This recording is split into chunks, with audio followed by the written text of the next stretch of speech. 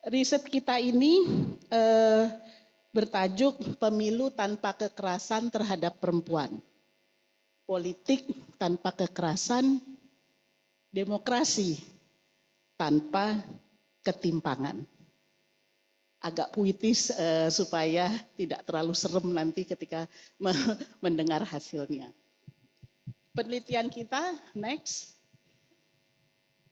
Kenapa kita merasa perlu dan bergayung sambut dengan Westminster Foundation for Democracy untuk melakukan penelitian ini? Ada 3 hal. Yang pertama, posisi Indonesia masih sangat kurang sekali. Ada sebuah ukuran yang namanya Global Gender Gap Index. Nah, Indonesia itu 0,0181.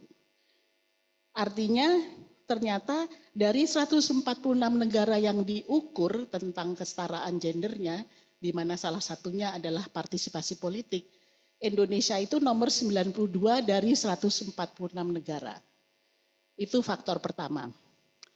Yang kedua, keterwakilan perempuan di DPR RI. Ada Ibu Eva di sini yang sudah malang melintang juga di dunia politik. Keterwakilan perempuan di DPR RI itu sudah meningkat pada pemilu kemarin, 22,07%. Masih kurang dari target yang minimal 30%. Jadi itu faktor kedua, mengapa kita berpikir penelitian ini perlu diadakan. Faktor ketiganya, ada tantangan yang tampaknya memang masih menghadang bagi teman-teman perempuan yang ingin aktif di politik. Yang pertama, hambatan struktural. Hambatan struktural ini menunjukkan bahwa sistem politik di negara kita itu masih bias gender. Jadi nanti akan seraya dipresentasikan, akan saya coba tunjukkan bias gendernya itu seperti apa. Yang kedua, hambatan kultural, di mana ada pandangan atau bahkan sikap yang menganggap normal kekerasan. Jadi kekerasan dalam budaya politik itu dianggap biasa, emang mestinya begitu, normal. Jadi 3 faktor inilah sebetulnya yang membuat kita menjadi latar belakang mengapa kita perlu melakukan penelitian ini. Nah, tujuannya apa? Next slide. Oh, sorry, maaf ya Bu. Tujuannya ada 2. Yang pertama adalah kita mencoba menganalisa dinamika kekerasan terhadap perempuan pada pemilu 2024. Dan yang kedua, dari hasil dan temuan itu kita ingin mengembangkan rekomendasi yang berbasis bukti. Buktinya yaitu dari penelitian yang kita lakukan. Sebelum sampai pada hasil, saya ingin menyampaikan metode yang kita gunakan untuk melakukan penelitian. Next slide. Nah, metodenya kita melakukan mixed method, metode campur. Kita melakukan survei yang ditujukan kepada perempuan politik, 100 orang kami survei. Lalu kita juga melakukan wawancara mendalam dengan para politisi, ini tidak hanya perempuan, tapi juga laki-laki. Ini wawancara mendalam, depth interview kepada 10 orang laki-laki dan perempuan yang politisi. Lalu kita juga melakukan survei terhadap para pemilih. Dan para pemilih ini juga laki-laki dan perempuan sebanyak 100 orang. Selamat datang Ibu Nur Syabani Kaca Sungkana. Lalu juga kita melakukan sebuah FGD, diskusi terfokus yang melibatkan 60 orang perempuan yang aktif, perempuan politik yang aktif. Jadi total subjek penelitian kita adalah 270 orang. Oke, dan namun kalau kita lihat data angka itu sepertinya kurang berdarah ya, kurang berdaging. Jadi kita juga melalui penelitian ini kita mengangkat beberapa studi kasus yang menjadi kisah para perempuan yang merupakan pendokumentasian pengalaman nyata dari politisi perempuan dalam pemilu 2024. Kita samarkan tentu saja namanya, tapi kita ingin menyoroti tantangan dalam struktur politik yang dihadapi. Oke, kira-kira itu metodenya. Seringkali karena pada beberapa kali pertemuan ditanyakan, ini penelitiannya mengambil data dari berapa banyak orang sih? Jadi mudah-mudahan ini bisa menjawab. Oke, kita masuk pada hasilnya, temuannya. Jadi yang pertama, prevalensi dan tren kekerasan terhadap perempuan dalam pemilu. Ternyata 80% dari total subjek penelitian mengatakan ada peningkatan intensitas kekerasan dibanding pemilu sebelumnya. Ini artinya ada indikasi bahwa upaya-upaya pencegahan dan perlindungan belum efektif. Dari 82% yang menyatakan peningkatan, itu memang mengatakan bahwa sebanyak 69% tidak melaporkan. Ketika ditanya lebih lanjut, kenapa kok nggak melaporkan? Karena yakin pasti tidak akan ada tindak lanjutnya. Jadi percuma. Jadi dari prevalensi dan tren kekerasan hal ini ya 82% ada peningkatan. Bentuknya sekarang, next slide. Oke. Bentuk kekerasan terhadap perempuan dalam pemilu. Ada 5 bentuk kami lihat. Tadi ketika baru datang beberapa kawan nanya, yang tertinggi apa ya Sita dari temuan kalian? Yang tertinggi adalah kekerasan seksual. 52%. Lalu kekerasan verbal 51%. Kekerasan digital 45%. Kekerasan digital ini adalah kampanye hitam dan serangan di media sosial, terutama yang dilancarkan kepada teman-teman perempuan yang aktif secara politik. Lalu kekerasan ekonomi 42%, di mana politik uang dan keterbatasan akses ke sumber dana kampanye. Sebetulnya itu ada di situ. Terutama ini bagi perempuan yang memang tidak punya dukungan finansial yang kuat. Yang kelima, kekerasan struktural 38%. Ini maksudnya adalah ada diskriminasi penempatan nomor urut dan daerah pemilihan. Jadi kalau kita lihat dari 5 bentuk itu, karakteristik pola kekerasannya sebetulnya saling berkait dan berkelindan dan menciptakan lingkungan yang tidak aman. Yang kedua, karakteristiknya kombinasi kekerasan itu bisa membatasi efektivitas partisipasi perempuan dalam politik. Dan yang ketiga, kekerasan digital itu memperluas arena intimidasi ke ruang maya. Tadi saya mengatakan kalau angka kayaknya, oh ya segitu gitu ya. Izinkan saya juga untuk sharing, ada 2 contoh ilustrasi kasus. Yang pertama, singkat saja karena nanti secara lengkapnya bisa dibaca pada laporan lengkap kita. Kekerasan seksual salah satu contohnya. Ada seorang kader muda, katakanlah namanya Risa, dia dianggap sulit bersosialisasi dan kaku. Jadi kenapa kok dibilang begitu? Karena biasanya kalau ada kegiatan-kegiatan partai itu harus sampai malam. Harus sampai malam kan harus bersosialisasi, jadi harus menginap di hotel. Nah kalau dia nggak mau, itu dianggap kurang bersosialisasi. Lalu dianggap kaku karena nanti dalam pertemuan-pertemuan itu dipeganglah tangannya secara paksa, dipeganglah pundaknya. Dan kalau dia menolak, kamu kaku amat sih, gitu aja, biasa aja. Oh, nggak mau. Jadi itu salah satu ilustrasi yang mungkin nanti bisa dibaca lebih lengkap pada laporan kita, tapi itulah salah satu kekerasan seksual yang dialami. Contoh kedua, kekerasan digital. Nah, kekerasan digital ini memang sekarang menjadi lebih, mau ngomong lebih trendy kok kayaknya nggak enak banget, tapi lebih banyak dialami, di mana salah satu contohnya misalnya ada katakanlah seseorang yang namanya Lisa, suaranya itu direkayasa sedemikian rupa sehingga terdengar seperti menuduh bahwa KPU menerima suap. Tapi itu sebenarnya rekayasa dan itu diangkat ke media sosial.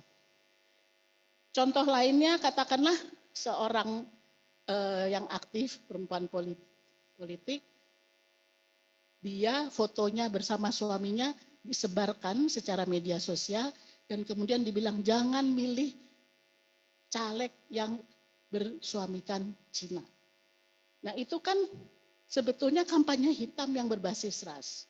Jadi contoh-contoh seperti ini banyak sekali kita dengar dan kita tangkap, dan itu salah satu contoh bagaimana ilustrasi kekerasan seksual dan kekerasan digital. Berikutnya dampak. Jadi kok tadi kita sudah melihat prevalensinya, kemudian bentuknya, contohnya bagaimana, yang sekarang dampak. Apa dampak kekerasan terhadap perempuan pada kinerja politik? Nah, dari para subjek penelitian kita, mereka 37% mengatakan berdampak. 49% mengatakan cukup berdampak. Memang ada yang mengatakan kurang signifikan, 14%. Tapi mari kita lihat dampaknya itu seperti apa. Ternyata ada 3 bentuk dampak. Dampak yang pertama psikologis dan emosional. Terutama terkait dengan rasa traumatik, tekanan mental yang berkelanjutan, hilang percaya diri dalam ruang publik, enggan bicara dalam ruang publik karena diintimidasi. Itu contoh bentuk dampak psikologis dan emosional. Bentuk dampak kedua pada partisipasi politik. Ada 3 hal juga di situ, yaitu minat pada keterlibatan politik menjadi menurun dampaknya. Yang kedua, ada self-censorship dalam menyuarakan pendapat. Kayaknya kalau aku ngomong dianggap gak pantas deh tuh, cemen-cemenin kalau bahasa Betawinya gitu ya, dianggap tidak penting. Lalu bahkan dampaknya juga pada partisipasi politik menarik diri dari proses politik penting. Kayaknya bukan pada tempatnya lah aku ada dalam proses itu. Nah, bentuk dampak yang ketiga yaitu dampak institusional. Jadi terhambatnya representasi substantif di parlemen. Jadi perempuan terlibat berpartisipasi tetapi tidak pada hal-hal yang substantif. Kebanyakan mereka hanya dihitung badannya aja jumlahnya. Lalu juga berkurang keragaman suara dalam pengambilan keputusan. Dan yang terakhir, kualitas demokrasi ini menjadi melemah karena terjadi eksklusivitas. Nah, ketiga bentuk dampak ini menjadi dampak sistemik. Satu, menciptakan lingkaran yang saling menguatkan antara kekerasan dan eksklusivitas. Yang kedua, batasi peran substansi perempuan dalam demokrasi. Dan yang terakhir, menghambat capaian target 30% yang minimal merupakan keterwakilan perempuan. Mungkin dengar ini bapak-bapak dan ibu-ibu kayak apa ya sebetulnya. Saya coba menunjukkan 2 contoh lagi. Contoh dampak. Ada contoh 2 ilustrasi dari dampak psikologis dan emosional. Katakanlah dia namanya Karina. Dia vokal memperjuangkan hak-hak perempuan dan juga vokal untuk membedah transparansi anggaran. Nah, tapi dia dianggap mengganggu dan dianggap mengancam. Jadi dia diberhentikan kalau dia tidak mau berhenti bicara tentang transparansi anggaran, maka dia akan diancam dan dikatakan akan kami buat kamu diam. Nah, hal ini efektif sekali karena sampai mempengaruhi pada keluarganya menjadi takut dengan situasi yang dihadapi anaknya. Akibatnya ini kan akhirnya mengurangi kemungkinan seseorang untuk berpartisipasi dalam politik. Contoh lainnya yaitu dampak sistemik. Ada seseorang yang bernama Ana, dia bekerja keras untuk memenangkan pemilu pada tahun 2024 kemarin, dapat suara terbanyak dari dapilnya untuk di DPR, tapi partai kemudian menggugurkan dengan menuduh dia telah melakukan manipulasi suara.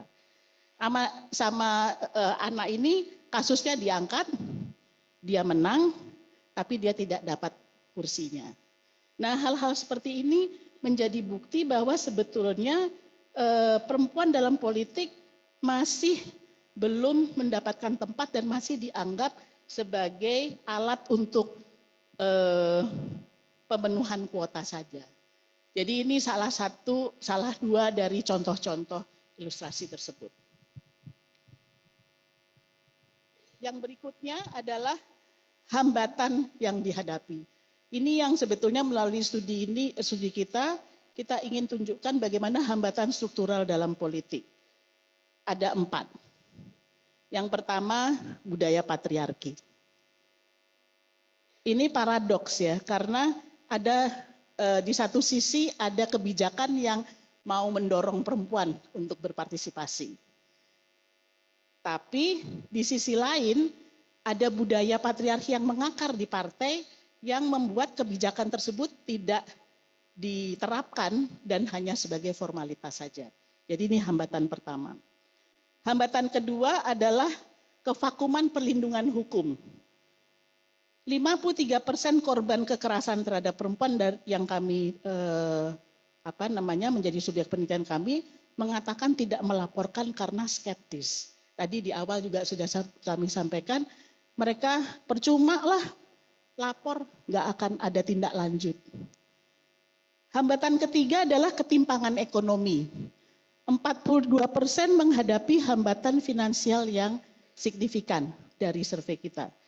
Ketimpangan akses terhadap sumber daya kampanye menciptakan kompetisi yang tidak seimbang sejak awal antara perempuan dan laki-laki.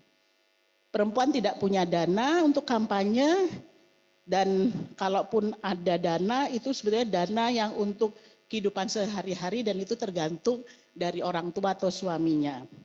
Jadi tidak ada bantuan partai, menjadi sulit bagi perempuan untuk maju. Hambatan keempat, sudah disebutkan tadi, yaitu normalisasi kekerasan. 69% korban memilih tidak melaporkan insiden yang dialami karena tadi itu tidak melapor karena percuma, partai tidak peduli terhadap caleg perempuan dan mereka merasa ini hanya untuk kuota saja. Ada contoh lagi yang ingin saya sharekan dengan Bapak Ibu sekalian. Yang pertama, hambatan struktural dalam politik. Ini sebetulnya lebih terkait ketimpangan ekonomi. Salah satu subjek penelitian kita mengatakan bahwa dia maju karena didorong oleh komunitasnya dan dia populer dan banyak bekerja di komunitasnya, dia didorong untuk maju dan dia mengandalkan modal sosialnya. Namun ketika sudah resmi dicalonkan, ternyata partai yang tadinya janji mau memberikan bantuan finansial tidak melakukannya. Dan kemudian ketika dia harus kampanye, orang-orang di komunitasnya yang tadinya sangat mendorong mengatakan bahwa, wah gimana nih kampanye kok modalnya cuma ludah aja.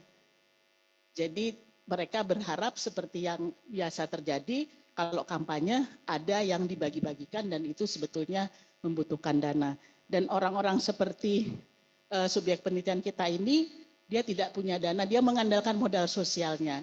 Dan ini menjadi hambatan struktural dalam politik. Yang kedua adalah hambatan kultural dalam politik. Kok tadi struktural, ini kultural. Jadi salah satu contohnya, mungkin juga teman-teman di sini nanti bisa sharing. Salah satu subjek penelitian kita, katakanlah namanya Lina, dia caleg. sejak awal kampanye ikut aktif dalam diskusi-diskusi partai, tapi seringkali dikomentari secara seksis. Jadi ketika dia bicara, teman-teman koleganya yang laki-laki mengatakan, ini cocoknya dia jadi hiburan aja, bukan politisi. Terus semua tertawa. Yaitu mencemooh dan merendahkan dirinya. Dan ini seringkali tampil dan banyak cerita yang kami dapat sebagai salah satu contoh hambatan kultural dalam politik.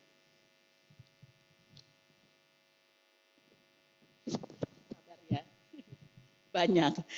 Oke. Jadi tadi sudah ada prevalensi, ada bentuk, lalu ada hambatan yang kita coba identifikasi. Kami melihat bahwa ada beberapa rekomendasi yang bisa kita sampaikan. Mumpung ada para pakar di sini, ada Bu Reri, ada Pak Bagja, ada Pak Doli. Yang pertama rekomendasi di tataran kebijakan. Kami mengusulkan perlu adanya penguatan kerangka hukum untuk menangani kekerasan terhadap perempuan dalam politik. Yang kedua, kita mengusulkan untuk ada reformasi sistem pembiayaan kampanye. Yang ketiga, pembentukan mekanisme pengawasan independen agar bisa membangun sebuah mekanisme pelaporan bagi mereka yang mengalami kekerasan. Yang keempat, penerapan kebijakan yang mewajibkan pencalonan perempuan pada posisi nomor urut 1 itu harus mencapai minimum 30% di daerah pemilihan yang potensial. Itu di tataran kebijakan.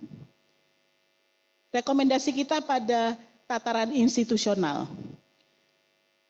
Kami melihat bahwa sistem pemilu yang ada sekarang liberal, suara terbanyak tidak menguntungkan perempuan karena siapa kuat dia yang menang. Jadi perempuan selalu tersingkir. Nah, kita mengharapkan perlu ada pembahasan dan perubahan dalam sistem pemilu ini. Yang kedua, perlu ada pembentukan unit khusus penanganan kekerasan terhadap perempuan di partai politik. Saya mendengar tadi ngobrol sebentar kemarin ya dengan Bu Eva di partainya sudah ada, mungkin nanti bisa sharing juga. Yang ketiga, penguatan sistem pelaporan dan perlindungan korban. Ini sebetulnya di tataran yang bukan politik juga masih menjadi wilayah yang terus diperjuangkan ya Mbak Nur. Mbak Nur atau Ibu Nur ini salah satu pendiri Lembaga Bantuan Hukum untuk Perempuan dan Keadilan, itu juga yang masih terus diperjuangkan. Dan sekarang kita tambah lagi bagaimana itu di politik.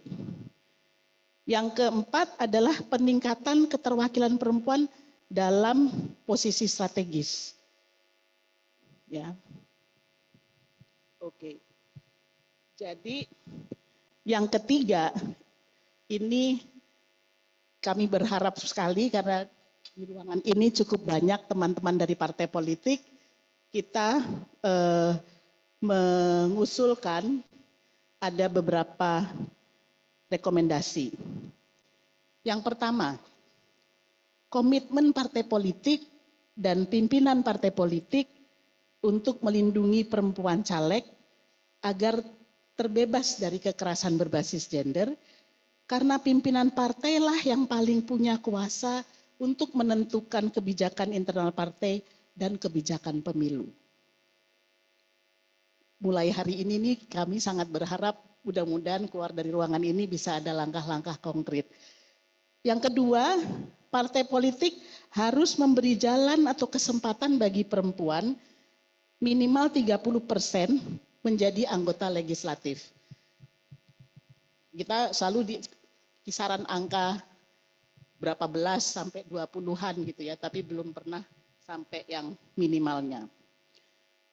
Berikutnya, partai politik harus memberikan pendidikan politik bagi kader-kader perempuannya sehingga kader-kader perempuan ini bisa menjadi politisi yang berkemampuan dan mumpuni. Yang keempat, banyak ternyata rekomendasi kami kepada partai politik. Partai politik membantu pendanaan bagi kader partai perempuan yang potensial agar bisa menang dan duduk sebagai wakil rakyat. Yang kelima, partai politik harus menciptakan ruang politik agar budaya politik yang ramah perempuan dan kelompok marginal lainnya.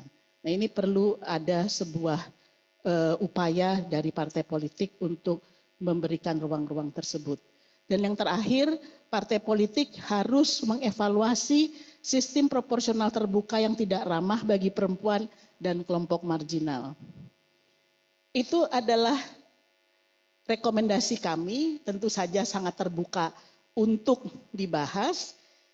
Dan sebetulnya kalau boleh sedikit lagi ya. Udah, oke. Oke, waktu. Tapi dari temuan-temuan tersebut sebetulnya ada bagian yang kita pikirkan bisa menjadi langkah selanjutnya, mungkin nanti bisa menjadi bagian dari diskusi. Tapi yang ingin kami sampaikan, perubahan atau perbaikan dari situasi ini tidak bisa dikerjakan oleh kelompok masyarakat sipil sendiri, partai politik sendiri, pemerintah sendiri, tapi merupakan kerjasama dari para pemangku kepentingan ini agar terjadi perubahan yang transformatif sehingga tercapai situasi yang berkeadilan dan perempuan politik di Indonesia bisa ya paling enggak minimal 30% berpartisipasi. Kira-kira begitu, dan saya mohon maaf memakan waktu lama cukup banyak. Yang lebih lengkapnya bisa dibaca di laporan lengkap kami yang nanti akan ada ya barcode-nya yang bisa di-download oleh Bapak Ibu sekalian.